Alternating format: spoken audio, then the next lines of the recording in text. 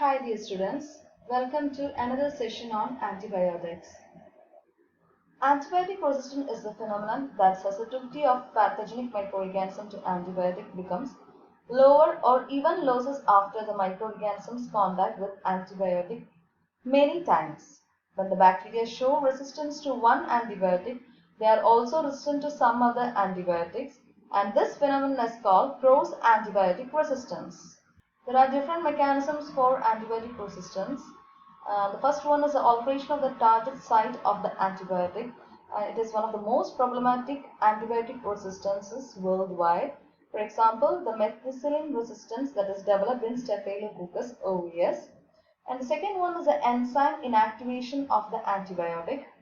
Beta-lactam antibiotics like penicillins and cephalosporins can be inactivated by beta-lactamases.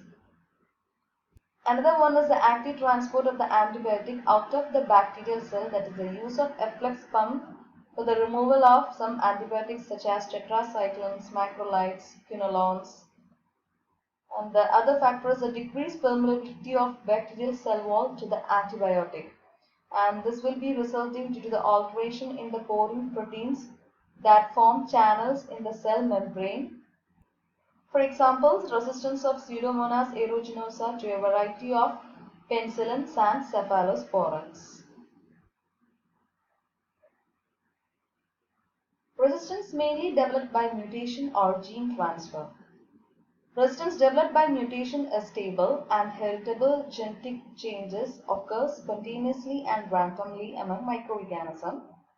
Mutation resistance may be single-step or multi-step. Single gene mutation may confer high degree of resistance, for example, enterococci to streptomycin, and multi-step mutation may modify the more number of gene that will decrease the sensitivity of antimicrobial agents to pathogens. Next is the development of resistance by gene transfer from one organism to another organism by conjugation, transduction, transformation. The first type of resistance is the gene transfer by conjugation. Here, cell-to-cell contact occurs and transfer of chromosomal or extrachromosomal DNA from one bacteria to another take place through sex pairing. The gene carrying the resistance or R factor is transferred only if another resistant transfer factor is present. This will frequently occur in gram-negative bacilli. The non-pathogenic organisms may transfer R factor to pathogenic organisms, which may become widespread by contamination of food and water. The multi-drug resistance has occurred by conjugation. For example, chloramphenicol resistance to typhoid bacilli, penicillin resistance to Haemophilus and gonococci, and streptomycin resistance to E. coli. Next is the gene transfer through transduction. In this, it transferred resistance gene through bacteriophage or bacterial virus to another bacteria of same species. For example, transmission of resistance gene between strains of Staphylococci and between strains of Streptococci. Next is the gene transfer by transformation, and it will occur in natural conditions. Bacteria taking up naked DNA formed from its environment and incorporating it into its genome through the normal crossover mechanism take place here. The lowest concentration of an antibiotic which prevents visible growth of a bacterium determined is termed as the minimum inhibitory concentration. It is done in microbial culture plates using serial dilution of the antibiotic. And minimum bactericidal concentration or MBC is the concentration of the antibiotic which kills 99.9% of the bacteria. And this image shows the broth dilution method showing MIC and MBC. In this image you can see that increasing concentration of antibiotic is added from 0.25 mg to 128 mg in this series of tubes containing Mueller-Hinton broth. And these broth tubes containing the antibiotic is then inoculated with standard number of the test organisms and incubated. And you can see that after incubation of 16 to 20 hours, you can see turbidity in this tube, in these 5 tubes, and there is growth in these tubes. And the lowest concentration of the antibiotic, that is 8 μg, it is the tube that shows no growth after 16 to 2 hours of incubation. So that is the MIC of this particular antibiotic, that is 8 μg. And after that you can see these tubes doesn't have any growth. In order to determine the MBC, that is minimum bactericidal concentration, the tubes showing no growth, that is from 8 μg to 128 μg, are subcultured into fresh medium that is lacking antibiotics.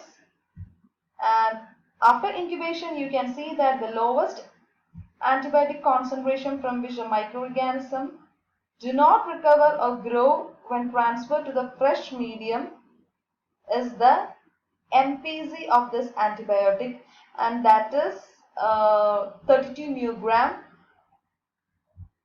where you can see that no growth is occurring from here. So in this way we can determine the MIC and MBC of the antibiotic. Antimicrobial combinations. The results of combination therapy is that there is additive effect, that is, the activity of 2 drugs in combination is equal to the sum of their independent activity when studied separately. And there is synergistic effect, that is, the activity of 2 drugs in combination is greater to the sum of their independent activity when studied separately. And the other effect is the antagonistic effect. The activity of 2 drugs in combination is less to the sum of their independent activity when studied separately. The combined use of antimicrobials results in synergism. For example, combination of a beta-lactamase inhibitor, clavulanic acid, and sulbactam with amoxicillin or ampicillin for beta-lactamase producing Haemophilus influenzae, penicillin plus sulfonamide for actinomycosis. It also is used to reduce severity or incidence of adverse effects, to prevent emergence of resistance, to broaden the spectrum of antimicrobial action, that is for the treatment of mixed infection and also for the initial treatment of severe infections. Such combination antimicrobials can be used. There are also certain disadvantages of antimicrobial combinations usage. They foster a casual rather than rational outlook in the diagnosis of infections and choice of antimicrobial agents, and there is increased incidence and variety of adverse effects. There is toxicity of one agent may be enhanced by another. Example, vancomycin, tobramycin, and gentamicin plus cefalothin produce exaggerated kidney failure, and there is increased chances of superinfections. And also there is higher cost of therapy. Failure of antimicrobial therapy occurred due to improper selection of drug, dose, route or duration of treatment, when the treatment begins too late, and also failure to take necessary adjuvant measures, for example drainage of abscesses, poor host defense as in leukemia, neutropenia, and other causes, especially if bacteriostatic antimicrobial agent is used, and when the infecting organism is present behind barriers such as vegetation on heart walls in subacute bacterial endocarditis, inside the eyeball, blood-brain barrier. Let's see a few of the characteristics of successful antimicrobial drugs. It should show great activity against microbes, selectively toxic to the microbe but non-toxic to host cells, microbicidal rather than microbiostatic. It should be relatively soluble and functions even when highly diluted in body fluids. Should remain potent long enough to act and is not broken down or excreted prematurely. It should not be subject to the development of antimicrobial resistance. Complements or assists the activity of the host defenses. Remains active despite the presence of large volume of organic materials. It is readily delivered to the site of infection. It does not disrupt the host health by causing allergies or predisposing the host to other infections. Next, we can see in detail about the cephalosporin antibiotic. They are a group of semi-synthetic antibiotics and obtained from the fungus Cephalosporin. They are bactericidal in action.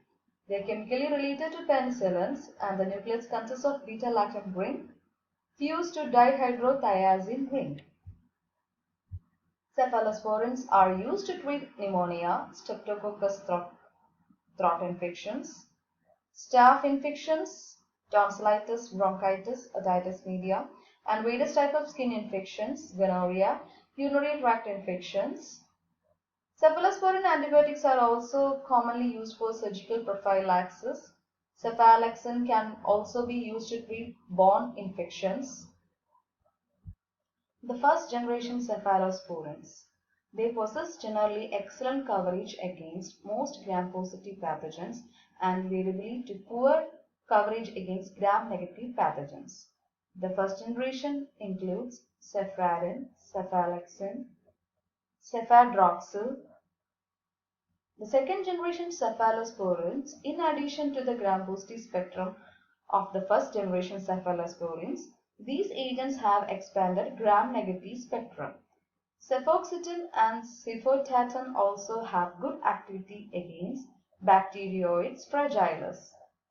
The second generation includes cefaclor, cefuroxime. The third generation cephalosporins have expanded gram-negative activity, and some members of this group have decreased activity against gram-positive organisms. They have the advantage of convenient administration, but they are expensive. The third generation includes ceftazidime, cefixime, cefoperoxone, cefotaxime, ceftriaxone, cefdinir. The fourth generation cephalosporins are extended spectrum agents with similar activity against gram-positive organisms as first generation cephalosporins. They also have a greater resistance to beta-lactamases than the third generation cephalosporins. Many fourth generation cephalosporins can cross blood-brain barrier and are effective in meningitis. The fourth generation includes cefepime. The fifth generation cephalosporins is used to treat MRSA, that is methicillin-resistant Staphylococcus aureus, penicillin-resistant Streptococcus pneumoniae, Pseudomonas aeruginosa, and Rococci. The fifth generation includes ceftaroline, ceftobiprole.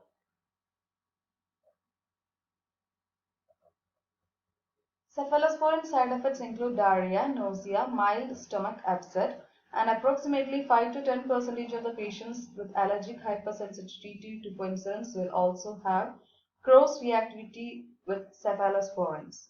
Cephalosporin antibiotics are classed as pregnancy category B. In conclusion, antibiotics are used to treat infections and are also responsible for making them more difficult to treat because of their misuses and development of resistance. The only way to keep antibiotics useful is to use them appropriately and judiciously.